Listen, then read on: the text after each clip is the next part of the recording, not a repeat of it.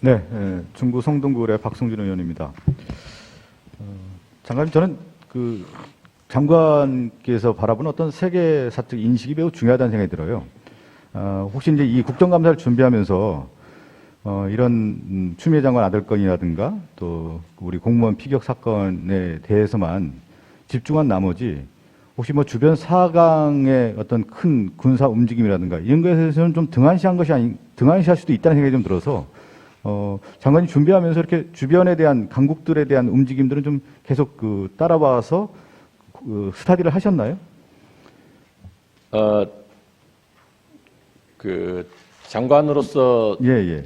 매일 보고받고 하는 게 이제 국제 정세뿐만이 아니고 주변 사강에 대한 정세 보고도 있고 또 주변 다른 정부 부처들하고 공감하는 어떤 정보망도 있고. 제가 이 얘기를 왜 드리냐면 우리나라 역사를 보면 뭐 단순하게 임진왜란 병자로만 봐도 임진왜란 같은 경우 일본의 어떤 전국시대 통일 이후에 군사를 어떻게 할 것이냐에 대한 변화를 우리 조선이 읽지 못했고 명청조책에서 조선의 왕들이 또 그 당시에 있는 유정자들이 제대로 읽지 못했기 때문에 전쟁을 대비하지 못한 거 아니겠습니까? 저는 오늘도 마찬가지라고 생각됩니다. 국내 문제 이슈에 너무 치중하다가 지금 미국 대선도 있고 러시아도 그렇고 중국도 그렇고 일본도 새로운 어떤 변화들이 있고 있는데 거기에 따른 어떤 대응들을 제대로 하지 못한다면 정말 숲을 보지 못해서 큰 것을 잃을 수 있다. 이 점을 좀 말씀드리고 싶고요. 제가 다시 한번 말씀드리고 싶은 것 중에 하나가 뭐냐면 국방 조직에 보면 장관님께서 여러 조직을 거느리고 있는데 국방정책실 산하의 정책기획관, 국제정책관, 대북정책관 있지 않습니까? 저는 4강의 군사안보정책 그리고 특히 북한 이 부분을 매일 국방부 장관에 있는 그 회의체계가 있지 않습니까? 뭐 차관을 비롯해 있는 분들이 정말 치밀하게 저는 따져봐야 된다 이 생각이 좀 들어요. 그런 차원에서 하나 전 질문을 좀 드리면 미국이 지금 대선이 얼마 남지 않았습니다. 대선 전후로 해서 북한의 도발이 있어 왔다라는 것은 알고 계시죠? 어느 정도 있었다라는 것좀 혹시 알고 계시나요? 정확한 수치는 뭐 확인을 좀 해보겠습니다만은 대선 즈음에서 그런 도발이 있었던 걸 알고 있습니다. 저는 우리나라 연구원들, 국방연구원도 있지 않습니까? 이런 부분이 좀 애석해요. 제가 이제 자료를 하나 갖고 있는데 이 자료인데요. 혹시 뭐 필요하시면 제가 드릴 텐데 이 자료가 뭐냐면 미국 전략국제문제연구소에서 한반도 분석 홈페이지에 실린 글인데 비욘드 퍼레럴이라고 해서 분단을 넘어라고 하는 게재된 연구자료입니다. 1956년부터 2016년까지 연구자료를 통해서 미국의 대선 전후에 북한 도발을 연구를 했는데 한 70회가 돼요. 그러면 우리가 역사를 왜 공부하겠습니까? 과거를 왜 공부하겠습니까? 과거라는 것은 오래된 미래라는 거 아니겠습니까? 과거를 통해서 역사를 통해서 미래를 볼 수 있는 창이기 때문에 분명한 북한의 어떤 행태라는 게 있기 때문에 이러한 연구를 통해서 그럼 그 이후에 우리는 무엇을 준비할 것인가에 대한 시나리오도 나오고 대응책도 나오는 겁니다. 우리가 배워야 할 점 중에 하나가 이런 것들인 것이죠.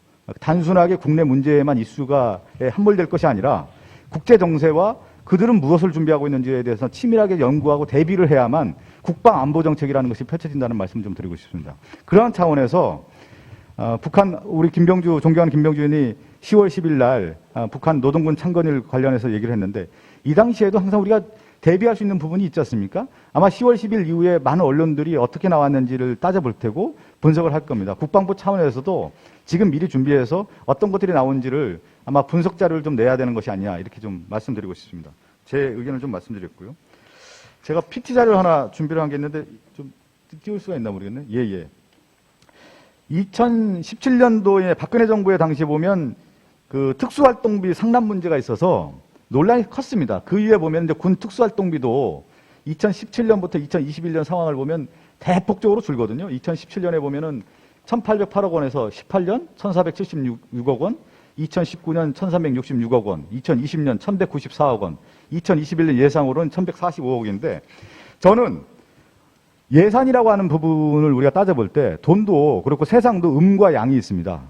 그러면 첩보라고 하는 부분은 저는 음이라고 생각됩니다. 그러면 이 부분은 분명히 영역이 있고 활동 영역이라는 게 있는데 단순하게 2017년에 문제가 됐다고 해서 이 활동비들을 이렇게 줄여서 되는 것인지 반드시 필요한 어떤 예산들이 있는 것인지 이렇게 줄여도 되는 것이 저는 좀 상식적으로 납득이 안 돼서 장관님의 생각을 좀 듣고 싶습니다. 군사정보비, 군특수활동비에 이렇게 편성을 해서 저 이제 정보사나 안보지원사의 여건 보장을 해줘야 된다는 측면에서 동의합니다. 동의하고. 근데 이제 저게 이제 이제 예산들이 과거에 조금 그 잘못 사용됐던 그것들을 고려해서 아마 저게 저렇게 된 것 같은데 앞으로 저걸 잘 살펴봐서 보장해줘야 한다고 생각합니다. 아니, 장관께서 지금 뭐 말씀하셨는데 문제가 분명히 있는 것은 뭐가 문제가 있냐면 감사의 역할이 제대로 못한 거죠. 우리가 분명히 투입 비용이라고 하는 것은 예산이 필요하기 때문에 예산을 상정하는 거 아니겠습니까? 그럼 예산을 상정했다고 하면은 우리가 얘기하는 첩보라든가 정보라든가 수사의 역량을 집중하기 위해서는 예산이 필요한 거고 거기에 따라서 예산을 편성한 건데 저렇게 대폭적으로 줄었다라는 것은 그 조직 자체의 필요성이 없다라는 것을 얘기해주는 반증 아니겠습니까? 군 정보기관의 그 특수활동비를 그 편성하기 위해서 기재부라든가 또 국정원이라든가 관계기관과 협의를 더 해나가겠습니다. 저는 이제 뭐 제가 이제 특수활동비 예산 편성에 관한 권한은 이제 국정원에 있다고 저도 좀 자료를 통해서 봤는데 좀 강력하게 얘기해야 될 것 같고요.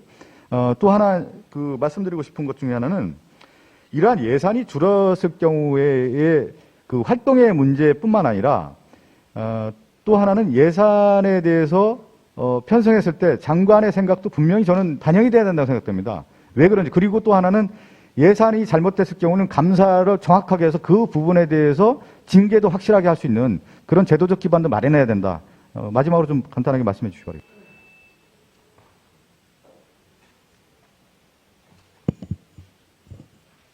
네. 장관. 그 예산을 필요한 만큼 증액을 하고 그다음에 그 예산을 투명하게 사용하는지 여부를 그 이렇게 감사할 수 있는 제도적 개선 이런 것들 더 살펴서 해 나가도록 하면서 관계기관과 협의해 나가겠습니다.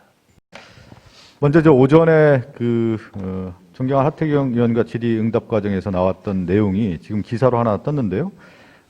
지금 전문에 보면은 제목이 우리 국민 구해달라 북도하는 구조 요청 우리 정부는 일부러 안 했다라는 제목이 떴어요. 이 내용은 엄연한 잘못된 부분이기 때문에 장관께서 확인을 하시고 정정보도 요청할 필요가 있을 것 같습니다. 이 내용 혹시 보고를 받으셨나요? 예, 네. 확인하겠습니다. 한번 확인을 해주시면 우리 정부가 일부러 구하지 않았다라는 내용의 기사가 떴기 때문에 이건 엄연하게 좀 수정을 해야 될 거고 정정보도 요청을 해야 될 것 같고요. 그리고 항의를 하시기 바라겠습니다. 그 부분을 좀 말씀드리겠고요. 확인하셔서 이따가 다시 한번 말씀해 주시기 바라겠습니다. 예, 알겠습니다. 네. 그리고 제가 그냥 이 국회 본관 앞에 들어오다 보니까 동상이 있는데 장관님 혹시 보셨나요? 그 동상이 이렇게 왼쪽 오른쪽 다 있던데요. 그리고 주변에 있는 동상들을 많이 봤는데 첫 번째 본관 왼쪽에 보면 독립운동가 강우규 독립운동가 박승환 또 안중근 의사 그리고 오른쪽에는 홍범도 장군 윤봉길 의사 이봉창 의사가 있습니다. 이분들의 공통점은 독립운동가 아니겠습니까? 예, 그렇습니다. 우리나라 헌법 전문을 보면 대한민국의 정통성은 임시정부에 두고 있습니다. 임시정부가 창군을 하는데요. 그날이 언제이신지 혹시 아시나요? 1940년 9월 17일 날 광복군을 창설합니다. 제가 우리나라의 어떤 역사적 뿌리, 우리가 이제 일제시대에서 광복을 갖는 길이 뭐냐면 광복절이라고 하는 것이 빛의 부활입니다. 새로운 빛의 부활, 어둠의 터널을 지나서 어둠의 불빛을 이제 끄고 새로운 빛의 부활을 꿈꾸는 것이 광복인데 그 광복의 의미 중에 하나는 우리의 단일된 군을 창건하는 거기 때문에 1940년 9월 17일 날 대한민국 임시정부에서는 광복군을 창설합니다. 저는 역사적 의미가 매우 크다고 생각되는데요. 군에서 혹시 이 광복군의 창설과 관련돼서 교육을 하거나 이 의미를 좀 담아서 행사를 치렀던 적이 있으신지 궁금해서 여쭤보고 싶습니다. 우리 군도 그 광복군과 관련해서 그 역사 컨텐츠를 가지고 프로그램을 제작해서 장병들의 그 역사인식 함양에 그 도움을 주기 위한 교육을 하고 있습니다. 제가 국방사를 쭉 봤습니다. 저는 예전에 한국 독립운동사라든가 한국 해방사 관련돼서 쭉 공부를 해왔던 기억이 나는데 일단은 이 국방사 상당히 좀 지리하게 썼습니다. 요즘 군인들이 읽기에는 상당히 어렵게 썼다는 생각이 들어서 교육 자료로서는 다시 좀 만들 필요가 있다는 생각이 들고요. 그리고 관련된 그 장병 교육 과정 등에 포함된 이 광복군과 관련된 내용들을 보면 상당히 미비하다는 생각이 좀 들어서 한번 정비할 필요가 있을 것 같고요.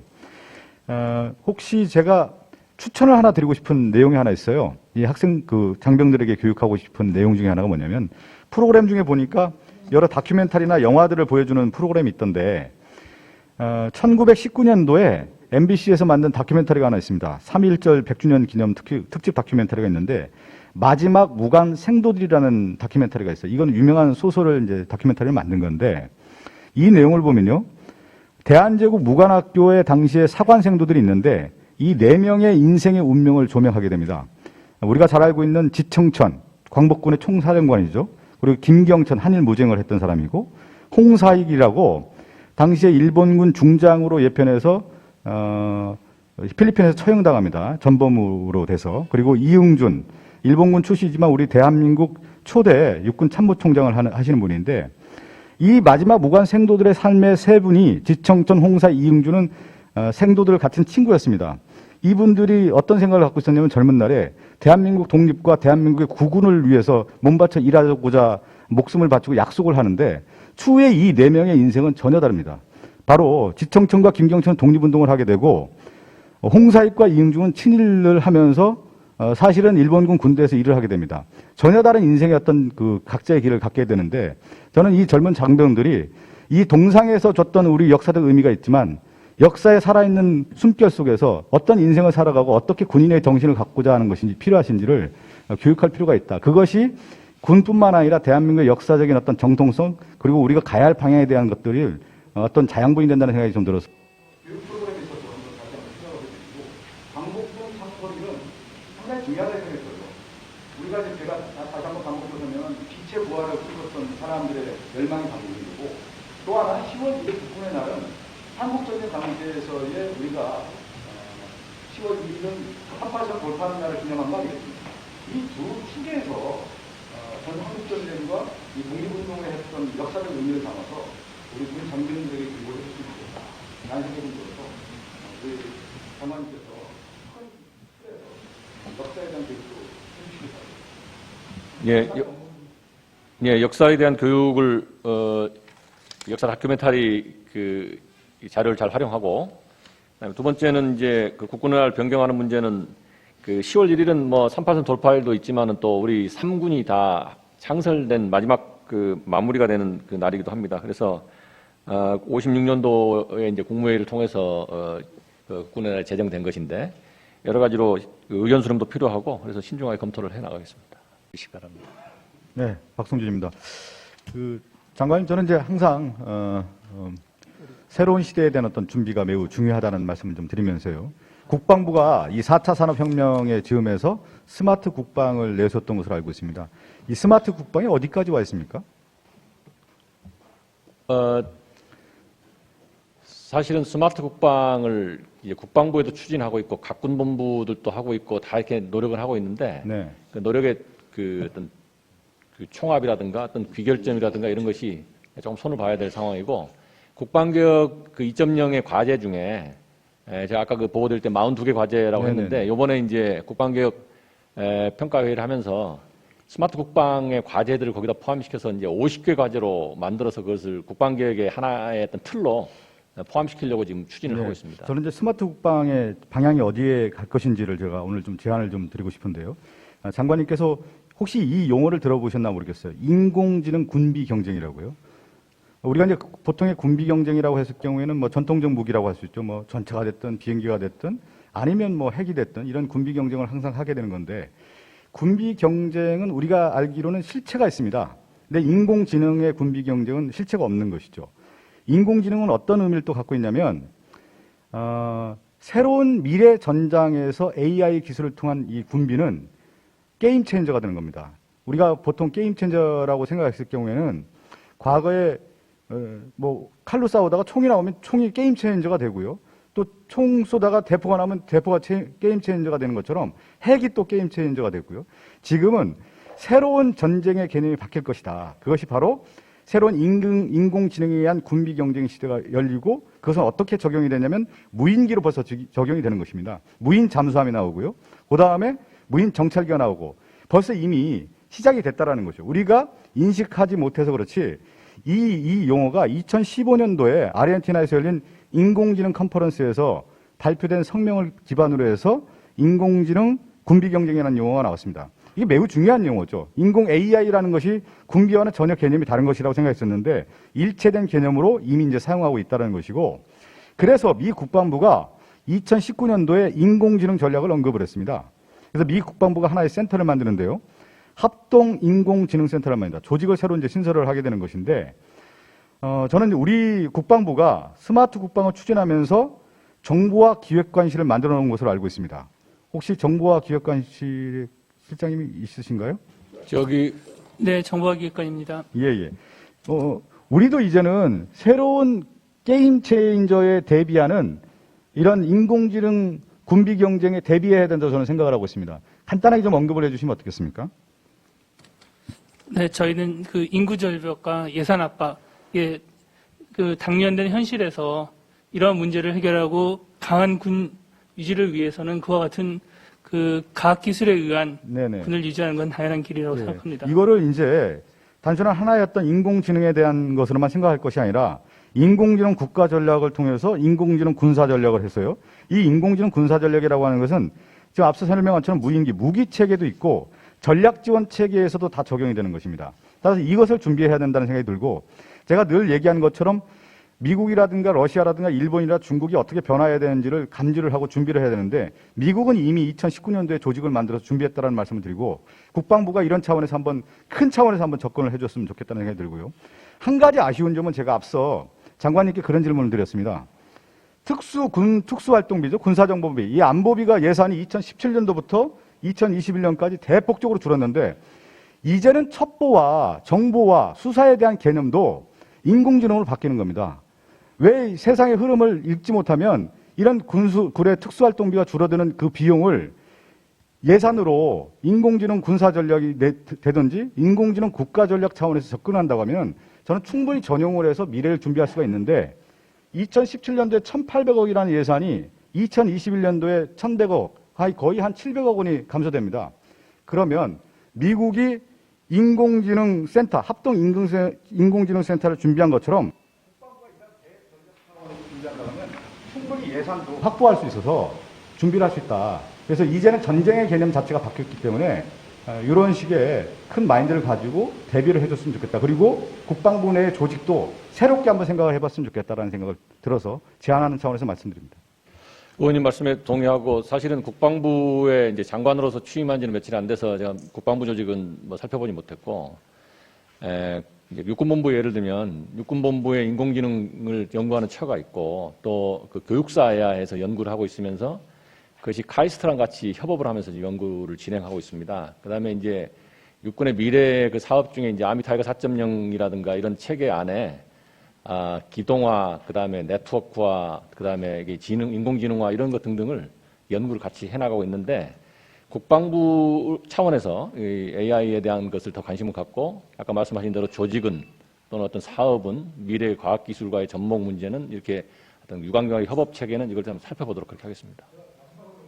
게임 체인저라는 개념을 가지고 한번 접근했으면 좋겠습니다. 이제는 새로운 변화라는 생각을 가지고 인공지능 군비 경쟁이라는 것이 어떤 의미인지를 한번 군에서도 깊이 있게 한번 생각해 주시죠.